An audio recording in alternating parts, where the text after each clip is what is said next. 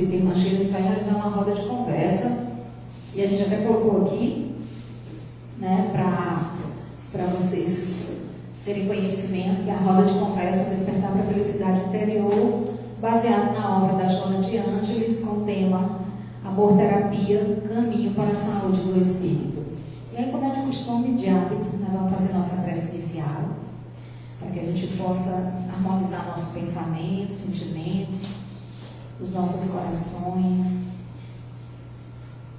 entrando em sintonia com a espiritualidade amiga e benfeitora desta casa, rogando aos espíritos bondosos que nos acompanham, que eles possam derramar sobre nós as suas bênçãos, as suas luzes, a fim de que nós tenhamos saúde psíquica, mental, emocional, espiritual e física.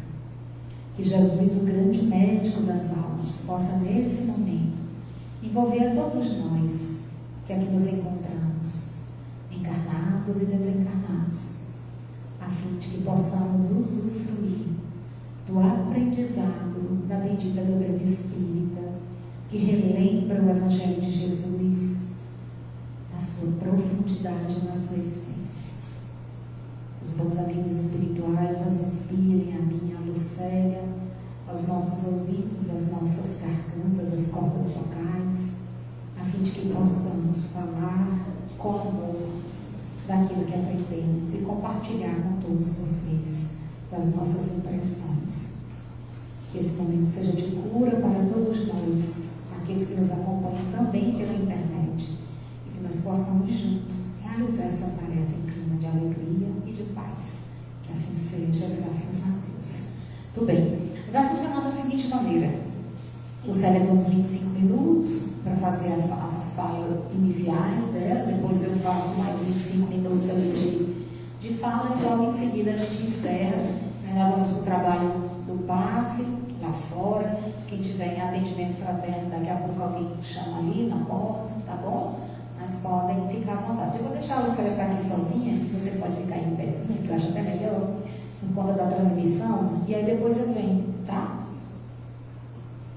Boa noite a todos, encarnados e desencarnados, nossos amigos que nos acompanham pela internet. Então, falar de amor, não é? Quando a gente pensou esse tema, o Despertar para a Felicidade Interior, a primeira coisa que me veio à mente foi amor terapia. Porque o que é falar do Cristo se não é falar do amor na essência mais pura que a gente teve, o conhecimento dessa nossa vida na Terra, dessa nossa vivência na Terra. A Joana de Ângeles, que foi mentora do Divaldo Franco, ela tem várias obras maravilhosas. E uma das que tem ganho no coração é essa: desperte e seja feliz. Como é que a gente desperta e se torna feliz? São vários questionamentos que essa roda de conversa vai proporcionar a todos nós. Porque quando a gente fala de felicidade interior, a gente está falando da nossa essência, de trabalhar a nossa essência. O que me deixa feliz? É um carro novo? É uma promoção no trabalho? É a saúde dos meus filhos? Ou é além de tudo isso?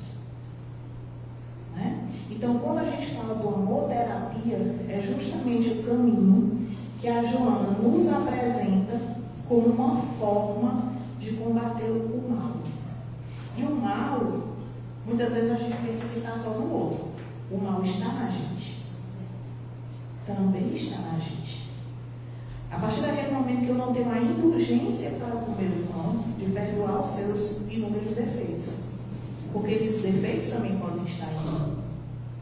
Então, o amor terapia, o amor, é esse remédio gotejado pela espiritualidade para que eu possa trabalhar essa minha felicidade interior. E ela coloca no início assim: a ilusão do combate ao mal com a violência. Combater o mal com os mesmos métodos do mal é como tentar apagar o incêndio com gasolina. A reação violenta é um atavismo, uma herança primitiva, que bloqueia a razão e perpetua o cérebro de destruição. Ao longo da experiência humana na Terra, né, fazendo essa frase lá daquela música, essa experiência humana na Terra, ela trouxe várias etapas do crescimento humano. Do primitivismo, que ela coloca, quando as pessoas, e ainda existe, infelizmente, reagiram ao mal com a violência, com a vingança. E nos estudos da Joana ela deixa isso muito presente, que é trabalhar esse íntimo, essa reforma íntima, através de equilibrar esses pensamentos. Então, se alguém me fez um mal, seria o correto eu retribuir com o mesmo mal? Não é? E aí, esse primitivismo, ele veio por quê? Porque antigamente a pessoa cometia um crime, era julgada e pagava na própria carne. Lá no direito, nas bibliografias que a gente estuda, tem o Michel Foucault, que ele tem um livro chamado Vigiar e Punir. E nessa obra, ele trata essa evolução dos castigos impostos ao mal, aos criminosos. E esses castigos começavam na própria carne. Então, quando Joana traz combater o mal com os mesmos métodos do mal, não vai resolver, vai inflar. Por isso que ela fala do amor, como essa propriedade de elevar as pessoas a outro nível. Mas muitos podem estar se perguntando da seguinte maneira: se alguém me fez o mal, como é que eu perdoo? Porque entra em jogo muita coisa. Entra em jogo o meu ego, o meu egoísmo, o meu individualismo, o que eu acho que eu mereço, a vingança. E por eu achar que tudo isso faz parte do outro e não de mim, eu transfiro muitas vezes essa responsabilidade para o outro.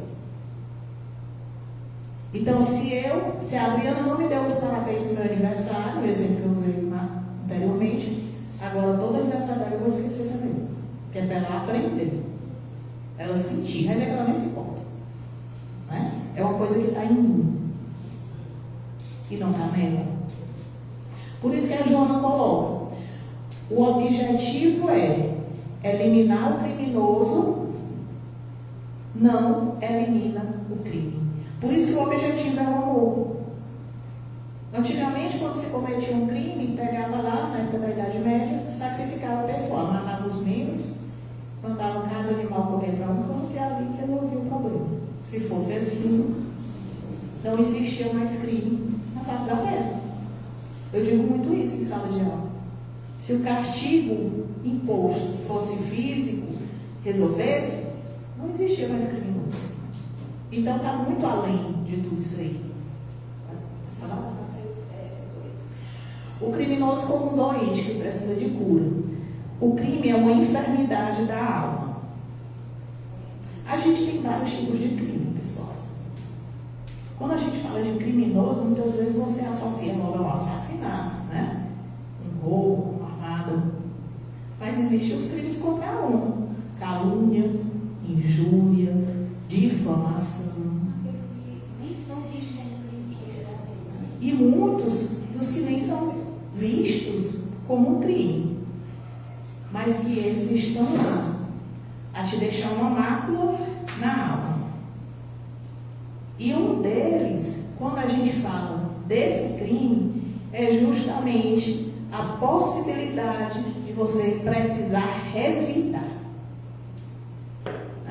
Então, muitas vezes, mas é porque fulano fez isso comigo, eu tenho que fazer com ele também. Pode não ser na lei dos homens um crime, mas você vai perpetuar aquilo ali na tua vida.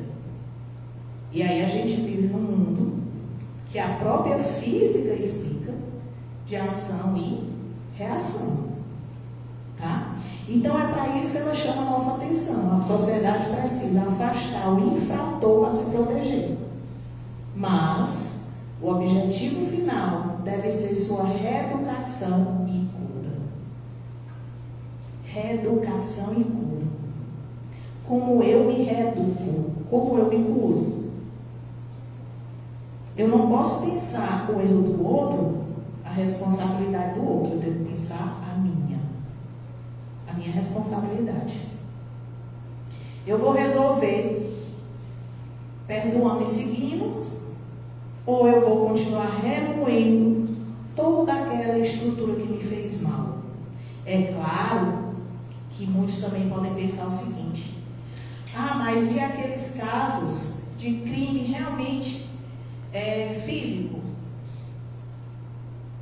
Como eu vou perdoar?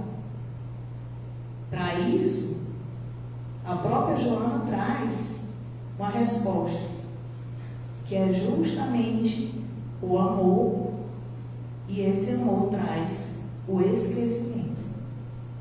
Então, esse véu que a gente recebe quando vem para esse mundo é a forma mais sublime de amor do Criador para conosco.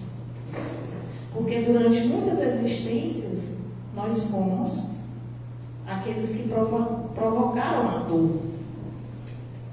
Nós temos que nos colocar também nesse lugar de quem provocou a dor no próximo. Numa formação que a gente fez recentemente, a gente recebeu uma amiga querida de Parnaíba, onde ela dizia que era fisioterapeuta e a fisioterapia veio como uma missão na vida dela, era explicar. Na mesma hora, eu fui puxar a minha, que foi que eu fiz para ser professora, E aí, nessa brincadeira, nessa conversa, a gente sabe que todos os desígnios divinos, eles têm um propósito na nossa vida. Não podemos colocar somente no outro a culpa pelo que acontece com a gente. O amor, a amoterapia, como única solução eficaz, o amor como proposta terapêutica de Jesus, não é convivência com o erro. É a força ativa que corrige, ajuda, educa e salva. É o único antídoto capaz de desarmar o ódio e transformar a criatura. Minha experiência como mãe, é uma experiência de amor. Quantas mães podem e devem dizer isso diariamente para os seus filhos? Por quê? Educar não é fácil. A mãe e o pai que digam que educar é coisa fácil, ele não está educando direito. Porque quando a Joana fala do amoterapia, da educação, ela está falando desse tipo de orientação. Eu dizer o não para um filho meu é educar? É bom? Não. Dói muito mais na gente do que neles. Mas a gente precisa dizer o não. Para alguns mais fácil, para outros mais difícil. Mas essa educação é que vai salvar. E aí uma amiga minha, há um tempinho agora próximo, me disse assim: se você não disser um não para o filho seu, essa vida que lhe foi entregue para você cuidar, e você não cuidou direito, porque você não educou, é a primeira cobrança que você vai receber quando chegar do lado de lá. E a mensagem ficou. Porque toda vez que eu preciso dizer um não para um filho, essa frase ecoa na minha mente. E aí, quando eu chegar do lado de lá, eu cumpri minha missão, eu eduquei, eu disse o não que era necessário. E hoje as crianças, os adolescentes, não é igual no meu tempo, no tempo de alguns aqui, que a mãe dizia não é não e pronto. Porque ele pergunta por que não? E você tem que explicar por que não. De uma maneira concreta e convincente. Porque se ele não se convencer, ele vai dizer, não é assim não. E aí, pessoal, é justamente esse antídoto capaz de desarmar o ódio que a gente traz essa conversa para vocês hoje. O amor. Quando, em muitas situações, a gente é questionado sobre educação, sobre dizer o não, muitas vezes a resposta que você tem que dar, além da explicação do não, é porque o que eu tenho por você, meu filho, é amor. E esse amor ele é tão grande que ele não permite que eu seja negligente, que eu seja relapso. Justamente porque ele é o único antídoto capaz de desarmar o ódio e transformar a criatura. Ou seja, a partir do momento que a gente ama incondicionalmente, a gente se aproxima do amor de Deus por nós. E na própria doutrina espírita, alguns textos já falam isso pra gente. Que a maneira mais próxima de você sentir o amor que Deus tem por você é o amor de uma mãe por um filho. Porque ele não pede troco. Ele não pede revide. Ele não pede devolução. Quem é mãe, e eu falo isso porque eu sou mãe, é o meu papel, é o meu lugar de fala. Não sei dizer, mas eu imagino que o do pai também. Mas quem é mãe não exige a troca. Simplesmente ama. Então a obra da Joana é justamente isso. E é importante a gente entender, pessoal, o seguinte. O organismo do ser humano, ele acumula as emoções dos pensamentos que a gente tem. Então, tudo que a gente pensa, fisicamente vai sendo registrado também. Não é assim? Muitos aqui já devem ter ouvido que fulano tem uma gastrite nervosa. A Adriana estava falando esse exemplo hoje à tarde. Não é a gastrite que é nervosa. É ela que é nervosa. É a pessoa que é nervosa. O povo da gastrite não tem nada a ver com isso. Né? Ou seja, quais os pensamentos que você está alinhando para te causar uma gastrite nervosa?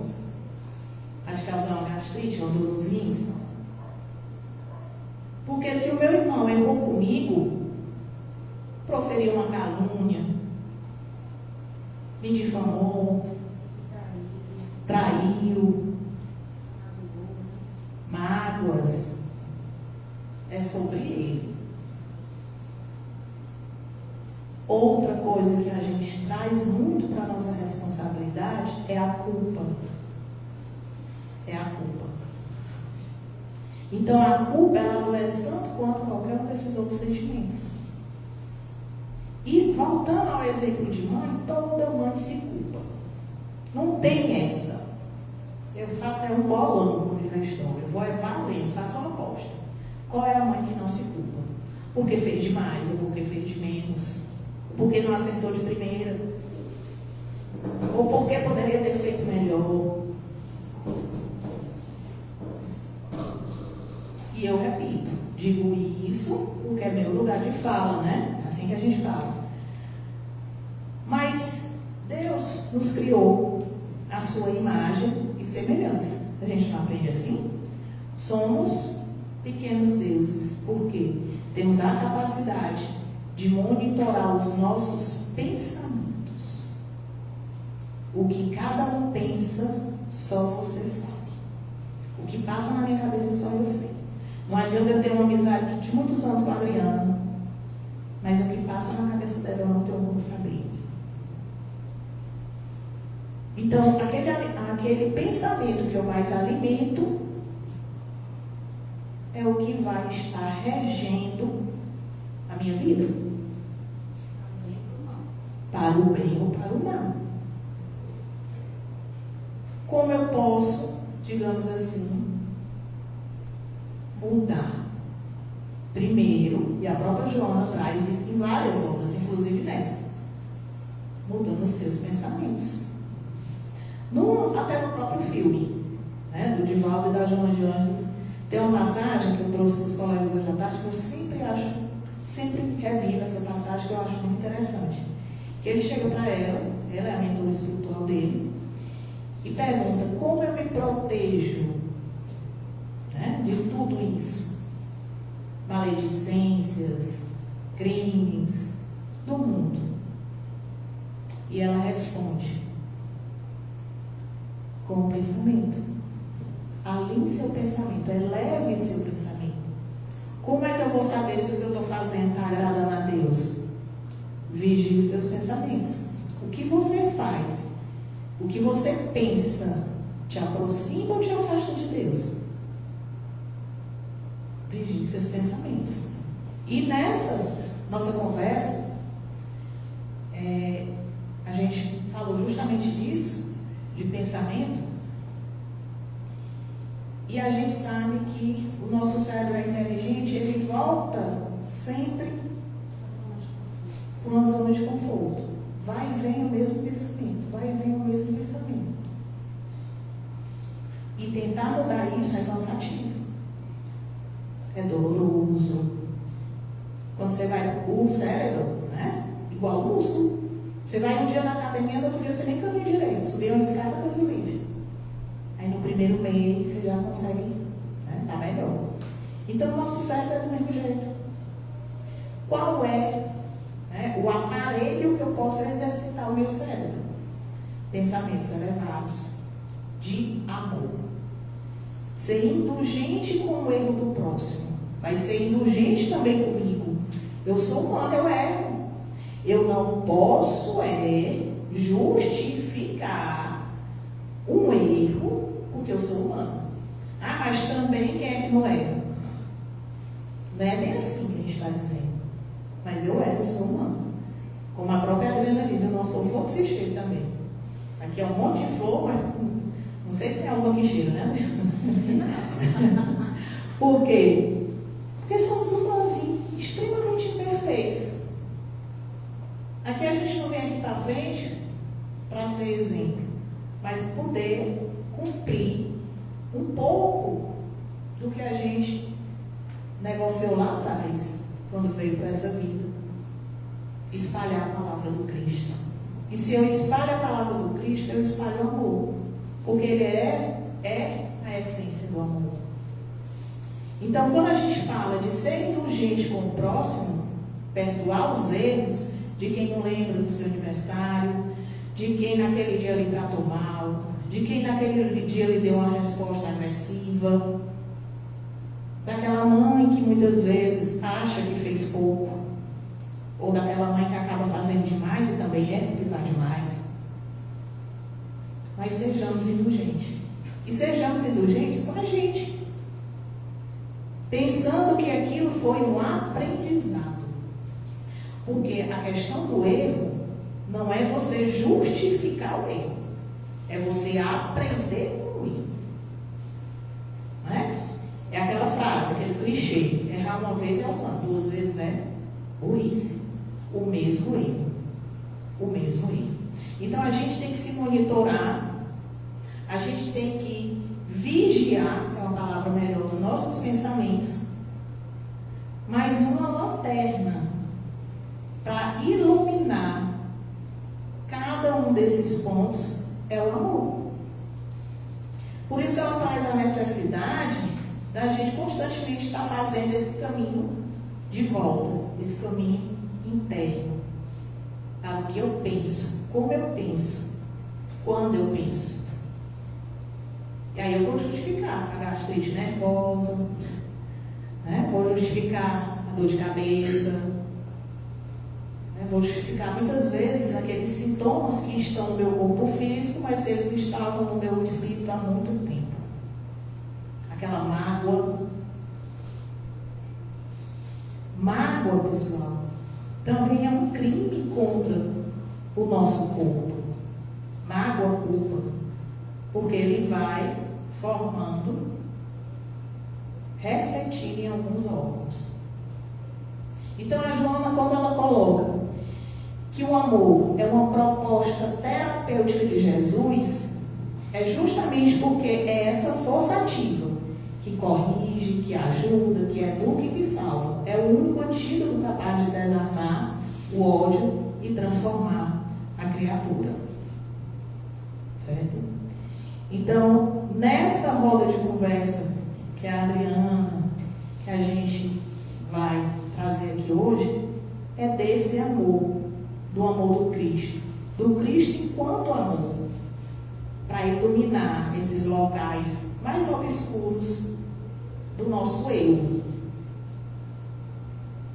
do nosso ser enquanto encarnados, para que a gente possa entender que se essa luz chegou lá naquele local que era totalmente escuro, então ali eu posso mudar. Ela chegou como remédio, aquele amor chegou como remédio, tá certo? Briga. Pronto, gente, obrigada, Lucélia. Olha só, a gente precisa entender aqui algumas coisas que a Lucélia foi pontuando aí pra gente, tá? Primeira coisa, que é amor para a doutrina espírita?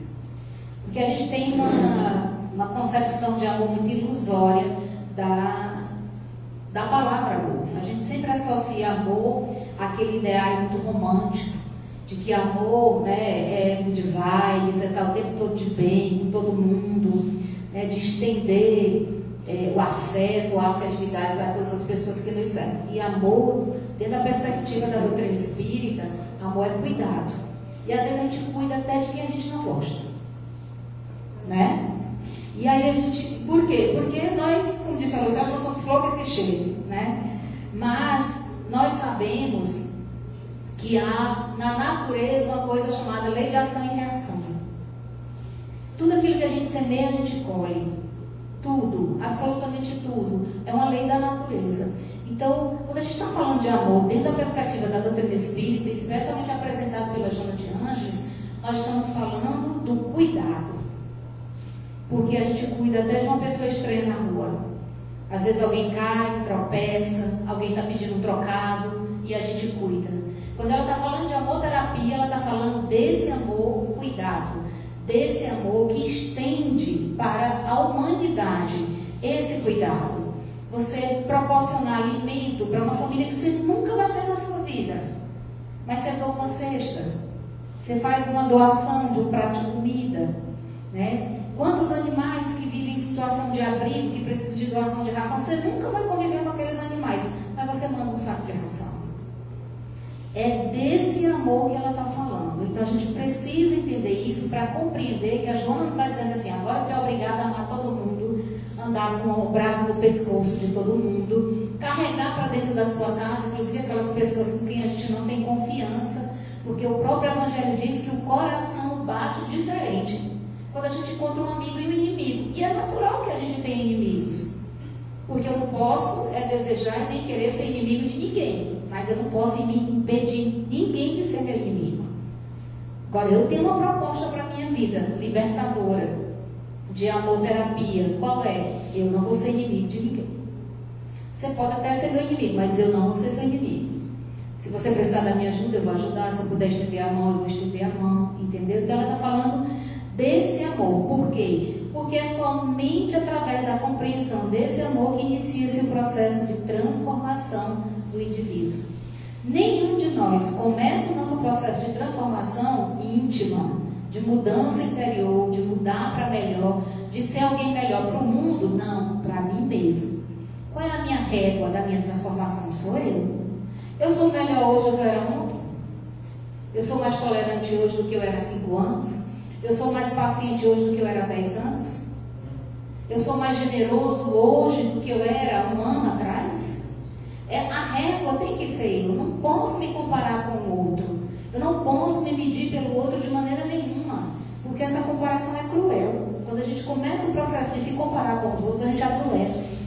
Porque eu não tenho nenhum amigo mais bonito do que o Marcos Nery, mas se o Marcos Nery começar a se comparar com outras pessoas, ele vai achar que tem pessoas que são mais bonitas do que ele. Eu não me comparo com a beleza de ninguém, porque como eu sou única, filha única de Deus, peça exclusiva fabricada por ele, eu não posso dizer de maneira nenhuma que eu sou mais bonito, mais feio do que fulano, do que Beltrano, porque essa comparação ou vai diminuir muito, ou vai alimentar o meu ego demais.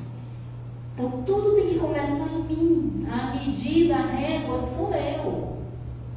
Então eu preciso começar o exercício que Santo Agostinho propõe lá nas suas reflexões, do conhece-te a ti mesmo, olhar para dentro, perceber o que está melhor, porque a gente pode ir para a academia, como a Lucélia diz, ficar, malhado, a gente pode ir fazer procedimento de estética, seja o que for, mas se a gente não melhorar do lado de dentro, Na nossa intimidade, na nossa convivência, a gente está o tempo todo de cara emburrado, o tempo todo mal-humorado, o tempo todo dando coice em todo mundo, a vida fica muito amarga, a vida fica muito difícil. Então o processo é esse, é transformar o indivíduo. Porque a gente não pode esperar que o mundo mude. O mundo não vai mudar, são as pessoas que mudam. E elas mudando, elas mudam o mundo. Esse é o processo, sempre, né? Esse é o processo de toda a vida. Isso serve para nós hoje, servirá para nós daqui a 1000 anos. Nós vamos nos transformando pouco a pouco, vamos nos melhorando, e à medida que a gente vai se melhorando, o mundo melhora também. Minha gente, eu costumo brincar aqui dizendo que às vezes, eu brinco muito dizendo isso, olha, até o ferro de passar evolui. Por que a gente não evolui? Porque eu lembro da minha avó passando roupa com ferro a brasa. A pobre vinha pegar aquele ferro morto de pesado, levava lá para fora, assoprava, a cinza ia tudo embora. Eu lia assim, as cinzas iam tudo embora e a bichinha ficava esperando sair aquela cinza para ir passar a roupa de novo. Até o ferro de passar evolui. Por que a gente não pode evoluir? Né? A gente pode e deve evoluir, porque o mundo só melhora na medida em que nós mudarmos. Quando ela convida a aplicar uma amoterapia, ela está convidando para um mergulho interno, interior. Olha, vocês querem ver uma coisa? Eu vou só elencar alguns episódios da nossa vida cotidiana. Ninguém precisa levantar a mão. Comigo também acontece. Mas veja só, quem que não passa aborrecimento no trabalho? Tem gente que passa todo dia. E às vezes passa mais de uma vez. Quem não passa por dificuldades com a família? Tem alguns de nós que perguntam assim, será que essa família é mesmo a minha ou me trocaram na maternidade? Né? Quem que não passa dificuldades afetivas? Quantas vezes nós passamos por processos que são extremamente dolorosos, como a partida de um ente querido para a pátria espiritual de maneira inesperada? Uma mãe que fica com a ausência do filho, com a saudade do filho, uma companheira que perdeu o companheiro, alguém que se despediu de um amigo. Todos nós passamos por esses desafios. Quantas vezes nós passamos por dores que são morais? Alguém que lhe calunia, alguém que às vezes lhe trai, lhe abandona. Esse processo é natural da vida. Como é que eu vou reagir diante dele?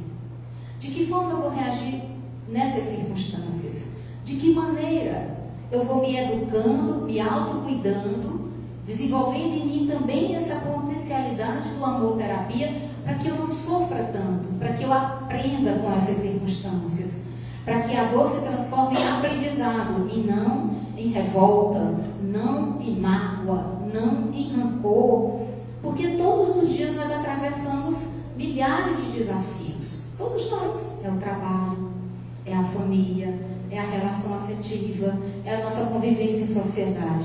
Então o processo da amoterapia é um convite para começar essa transformação, essa mudança dentro. O André Luiz tem um texto que eu gosto muito, que ele diz assim: se você já conheceu o cristianismo, você tem uma semana de cristianismo, uma semana de doutrina espírita, e você ainda não melhorou nada, você está perdendo seu tempo. Você está se enganando. Você está fazendo alguma coisa errada. Por quê? Porque é um convite o tempo todo, o tempo inteiro. O Evangelho de Jesus é um convite, é um manual de transformação íntima. É um manual terapêutico da nossa mudança interior. Mas é muito fácil lembrar de Jesus. Eu não estou falando do Jesus pregado na cruz, daquele Jesus que a gente aprendeu a adorar e deixar ele pregado. Não, estou falando daquele Jesus ativo, aquele que caminha do nosso lado, aquele que diz: vem e anda, levanta-te e anda, aquele que diz: ajuda-te, que o céu te ajudará. Desse Cristo que a gente está falando, do Cristo ativo, do Cristo que nos convida para essa mudança, para essa transformação. Porque a gente acomodou Jesus numa cruz, e aí só lembra dele na hora do desespero e na hora da dor, porque como ele passou pelo sacrilégio, pelo sacrifício da crucificação, eu estou vivendo o meu momento de crucificação, então ele vai me ajudar. E não é bem assim que funciona. Porque ele mesmo disse: ajuda-te, que o céu te ajudará. Levanta-te, ele diz para o paralítico, e anda. Então é sempre nesse processo de dar o primeiro passo, de fazer a nossa parte, porque aí assim a gente vai domando os nossos impulsos, da revanche, da vingança. Minha gente, dizer que a gente nunca teve vontade de pagar na mesma moeda é hipocrisia. Dizer que a gente nunca teve esse sentimento, porque é humano quando alguém nos fere, é humano quando alguém nos machuca, a gente querer dar o troco na mesma moeda. Moisés já falou sobre isso, olho por olho, dente por dente. É humano, mas quando você se esforça para ser melhor, quando você se esforça para domar os seus maus instintos, nós estamos no caminho dessa proposta da Joana, no caminho desse amor-terapia, no caminho da construção do verdadeiro cristão, que é aquele que se esforça por ser cada vez melhor. Esse é o verdadeiro cristão, né? É aquele que se esforça todos os dias para ser cada vez melhor. Então a gente abandona o impulso. Não quer dizer que o sentimento, que o pensamento não passou pela nossa cabeça, né? E a gente não pode ser hipócrita a esse ponto, porque eu só consigo cuidar de uma doença se eu reconheço que eu tenho ela. Então, quando ela fala impulso, ela é muito sábia, porque ela diz assim, a gente vai controlar o impulso. Por que ela está falando do impulso? Porque quando o impulso chega, já passou pelo pensar, já passou pelo sentir.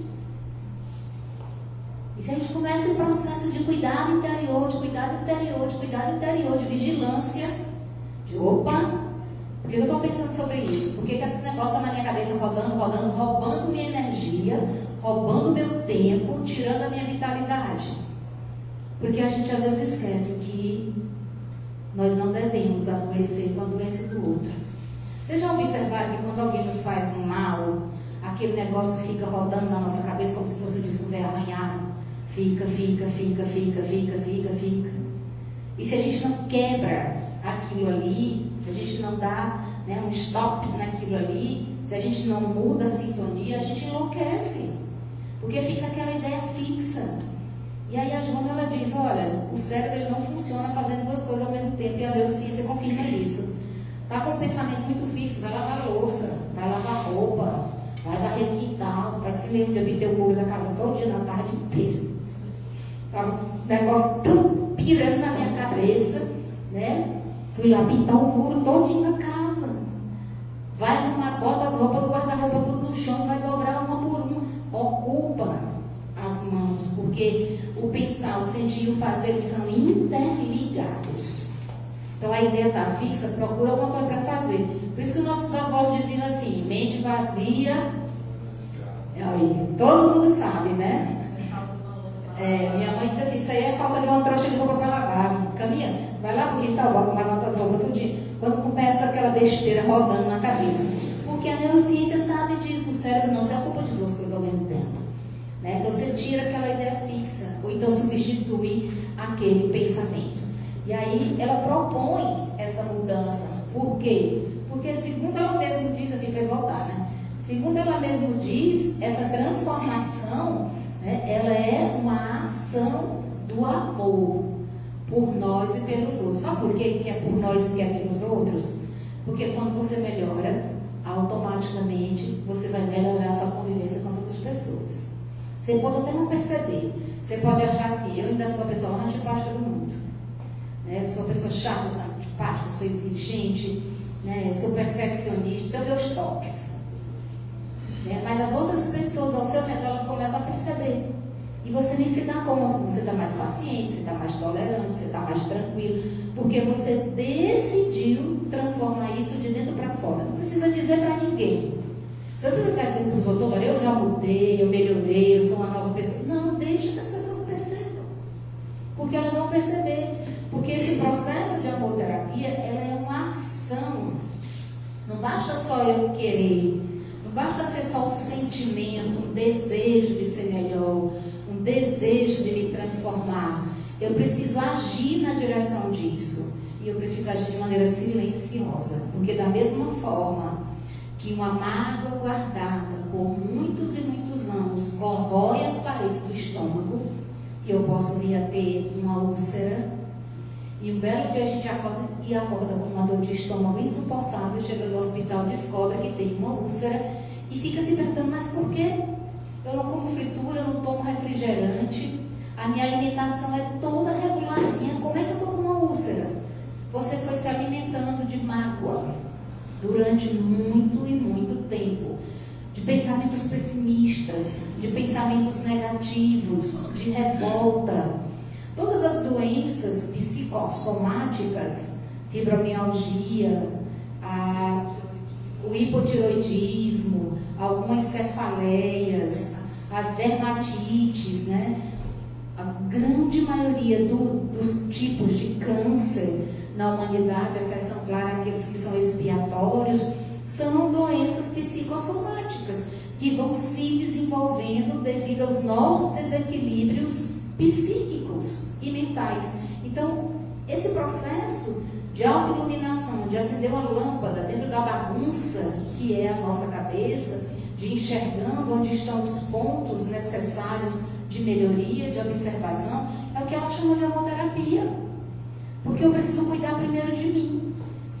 Eu tenho que aprender a cuidar de mim, ver como é que está o meu pensar, como é que está o meu sentir, como é que eu tenho agido. Eu tenho que cuidar primeiro de mim, para depois eu pensar em cuidar dos outros.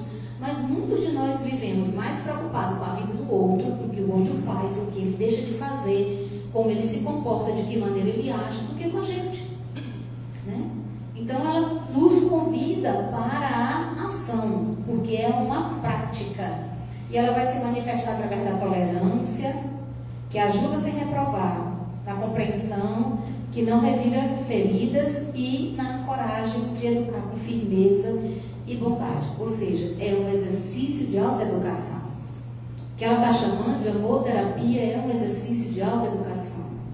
Gente, e se a gente não tem a certeza de que há uma vida futura, se eu não sou aquela pessoa muito crente na reencarnação, se eu não confio plenamente de que depois dessa existência eu vou ter outras existências, mesmo que eu não acredite nisso, mas se eu penso na vida presente, na paz que eu vou adquirir, vivendo dessa forma, só isso já valeria a pena. Saber que eu vou viver buscando todos os dias me melhorar minha relação com o mundo, porque sempre nós vamos encontrar aquelas pessoas que não vão gostar da gente. Está tudo bem, porque eu não preciso ser unanimidade. Eu não tenho essa necessidade, essa carência de que todo mundo me ame. Não preciso disso de maneira que todo mundo me aceite.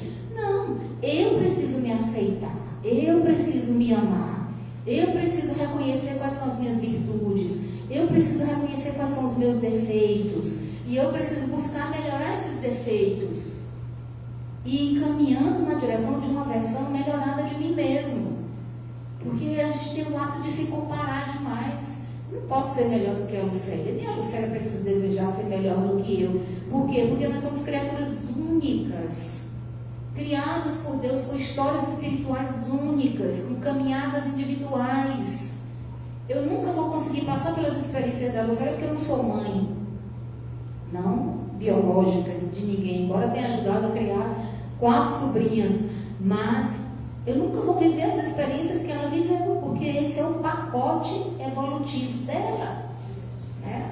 Exatamente, é o teu pacote, justamente. Então, a gente tem esse processo individual, e a gente precisa olhar para quem nós somos e para o que nós seremos. Porque se eu começo a olhar muito para quem eu fui, eu estagno. Porque o que eu fui só serve de aprendizado para a minha caminhada. Que ficou lá no passado, ficou. Nem Deus investiga o nosso passado. E às vezes a gente tem um medo danado do passado da gente. Eita, que eu já fiz isso, fiz aquilo, né? Gente, o Chico nos ensina que o bem que a gente faz apaga o mal que a gente fez. Então, se hoje eu aprontei demais lá atrás, eu começo a fazer o bem daqui para frente. Porque aquilo tudo vai ficar na minha história, no meu passado. E a gente tem uma eternidade de passado e uma eternidade de futuro. Então, vamos substituindo, melhorando, para que a gente possa ir pouco a pouco agindo na direção desse amoterapia.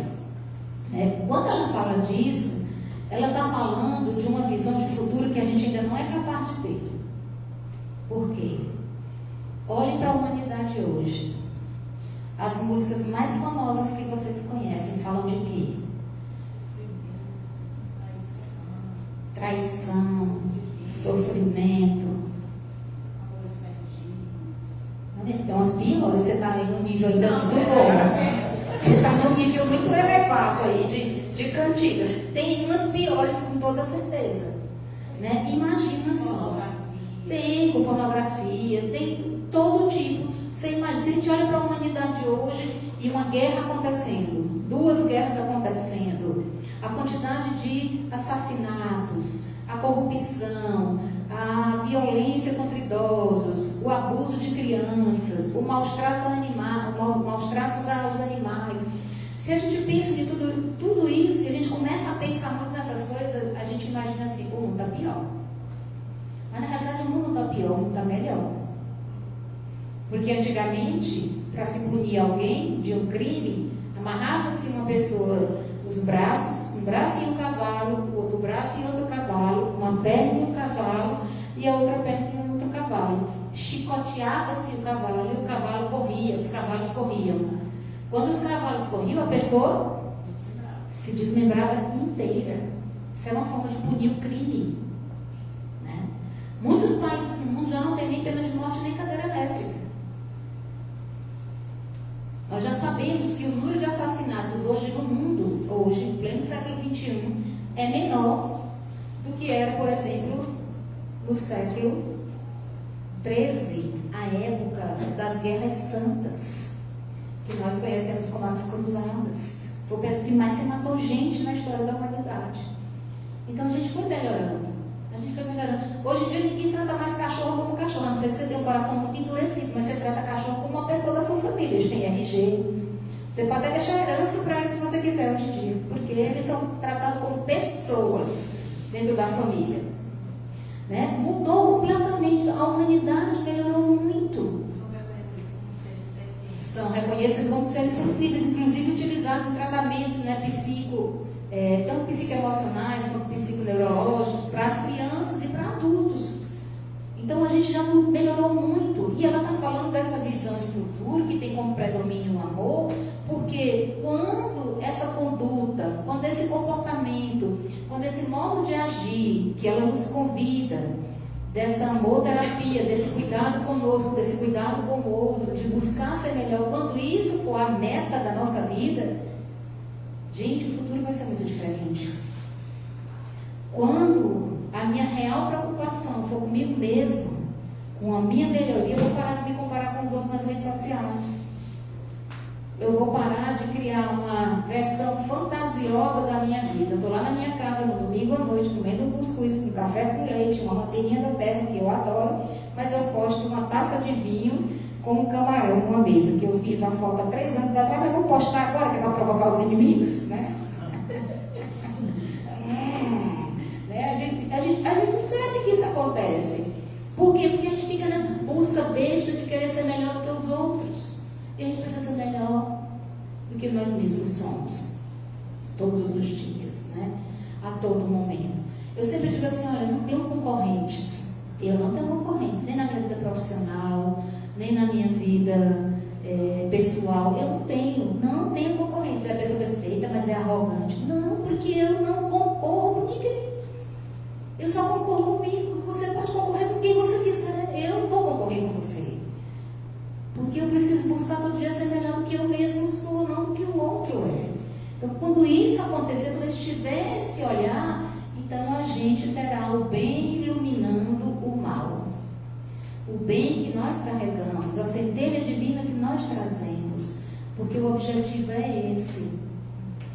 Eu ouço isso, né? Eu lembro que eu ouvi isso a primeira vez na minha vida, numa casa espírita em 1992. De que eu precisava buscar ser melhor de quem eu sou. Essa melhoria tem que ser o tempo todo, constantemente, comigo mesmo, não com os outros, nem com meu pai, nem com minha mãe, nem com meus irmãos, porque eles estão na luta deles, eles estão na caminhada deles. Eu preciso ser melhor do que eu mesmo, todos os dias, para que o bem vá iluminando o mal. Porque ela diz, até os espíritos em estágios inferiores se sentirão estimulados a a ascender, ou seja, a evoluir, que nós somos exemplos para eles. O Kardec nos diz que, de um modo geral, os espíritos convivem com a gente cotidianamente. E eles vêm, observam, enxergam, percebem tudo que nós fazemos. Alguns têm capacidade, inclusive, de alcançar os nossos pensamentos. Então, quando nós começamos a nos melhorar, até eles se melhorarão também. E assim, como ela diz aqui, a amoterapia não será uma utopia, será a semente de um mundo de regeneração que nós podemos começar a plantar hoje. O que é o mundo regenerado? O mundo regenerado é aquele mundo em que a gente tem mais a presença do bem do que a presença do mal. Por isso que o Divaldo dizia nas suas reuniões do Conselho Federativo Nacional, CFN, que nós já estamos no mundo de regeneração. Nós já iniciamos esse processo no mundo de regeneração. Por quê? Porque hoje em dia a gente já vive mais o bem do que o mal. Pode pegar todas as estatísticas de crime, pode pegar todas as estatísticas de violência. Olha, gente, há muito pouco tempo, uma criança não era vista como criança, a criança era um mini adulto. Ali na Idade Média, a criança se virava, ela chegou aos 4, 5 anos de idade, ela tinha que se virar sozinha, ela tinha que comer sol, ela tinha que andar só, ela tinha que se vestir, tomar banho, se cuidar. Ela era um mini adulto. Não existia estatuto da criança e adolescente. As crianças eram violentadas, as que nasciam com deficiências físicas eram mortas. Porque não existia estatuto da criança e do adolescente. Nossos idosos, até bem pouco tempo, viviam nas suas casas, trancados nos quartos, isolados das famílias, tido como pessoas incapazes. A gente tem um estatuto do idoso. As pessoas com transtornos mentais, eu me lembro, criança, de uma pessoa que ficou trancada a vida inteira num quarto com uma grade, porque tinha esquizofrenia, era chamada de doida, de louca. A família não tinha nenhum tipo de convivência com aquela criatura e ela morreu trancada dentro daquele quarto, porque era doida. Eu sei que a gente ainda tem aqui um relato de um caso desse, mas isso é proibido terminantemente. Existem leis que amparam essas criaturas e tratamentos para todos os transtornos mentais no planeta Terra. Então nós já melhoramos muito. A gente já melhorou demais. E a gente está melhorando porque a gente está caminhando na direção do amor. A gente só está melhorando porque nós estamos todos caminhando na direção daquele que é o guia e modelo da humanidade. A gente só está melhorando porque a gente tem um padrão, que é o Cristo. É Ele o nosso padrão. E mesmo que a gente não saiba, e mesmo que a gente ache que aqui a gente está falando de religião, nós não estamos falando de religião, nós estamos falando de transformação íntima. E mesmo que a gente não saiba, é na direção dele que nós estamos caminhando. Porque, como diz a Joana de Ângeles, o que nos aguarda a todos é o oceano do amor infinito de Deus. Tá bom? Então, eu acho que para a gente fazer as considerações finais, vou convidar a Lucélia para vir para cá, que aí a gente vai terminar a nossa roda de conversa, e aí nós vamos fazer a nossa vibração, e logo depois da nossa irradiação a gente vai fazer o nosso passe. Então, pessoal, muito obrigada, né, pelos ouvintes atentos. A gente sabe que muitos levam essas palavras para vivenciar, porque tudo que eu, Adriana, o Centro Espírita Irmã Sheila, quer é divulgar o amor do Cristo, porque é Ele que vai nos orientar em todas as nossas ações diárias. No momento anterior, só para estar fechando, o Estácio ele fez uma pergunta, e eu gostaria de fazer essa pergunta para vocês, mas não precisa ninguém responder, mas pensar em que você vê Deus. Em que você vê Deus? E aí, quando essa pergunta foi colocada, cada um deu seu depoimento, e eu fiz o meu, e eu vou exteriorizar o meu para vocês, que eu vejo muito Deus, o Cristo, a espiritualidade unida, toda essa equipe que a gente tem aqui nos orientando e nos amparando, nas pequenas coisas, nos detalhes. Porque o Cristo, Deus, esse amor incondicional, Ele cuida da gente nos pequenos detalhes. E eu não estou falando só de livramento, mas eu estou falando de apoio. Eu estou falando daquele amigo que chega com um abraço no dia que você mais precisa, daquele ouvido que não julga, que vai sempre lhe escutar, mesmo sabendo que você não está certo. Mas ele não vai dizer que você não está certo, ele vai lhe acolher. Porque aquele momento é de acolhimento, não é de julgamento. É aquele conselho que chega para você, às vezes, você abrindo um livro de mensagem. Então a espiritualidade, o Cristo, ele cuida da gente assim. Nós temos uma palavra que o próprio Cristo deixou. Deus, ele é Pai, e ele é Pai amoroso. Não é o Deus que castiga, ele é Pai de amor. E o amor terapia é tudo isso. É esse cuidado, esse acolhimento, essa transformação íntima. É como a Adriana acabou de falar. É a gente não ter uma régua do comportamento do outro, mas do nosso próprio. É colocar nessa régua se eu fui melhor do que ontem. Porque é esse o meu objetivo. Porque a imperfeição não sei se um dia eu vou alcançar. A gente trabalha para melhorar um pouco a cada dia. E aí vou passar a palavra para a Adriana, dizer meu muito obrigada, meu boa noite a todos. Obrigada, gente. Vou só então pedir para o Ricardo encerrar aí a transmissão, que a gente vai fazer a nossa vibração.